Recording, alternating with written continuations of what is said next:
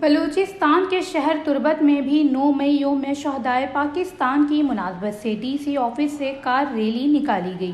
Rally میر عیسیٰ قومی park تک پہنچ کر واپس ڈی سی آفس کے مین گیٹ کے سامنے اختتام پذیر ہوئی۔ ریلی کی قیادت سیاسی اور سماجی شخصیات میر یازی بہرام رند اور اسسٹنٹ کمشنر دشت عبدالحمید نے کی۔ ریلی میں افسران، ملزمان اور سول سوسائٹی کے لوگ بھی شامل تھے۔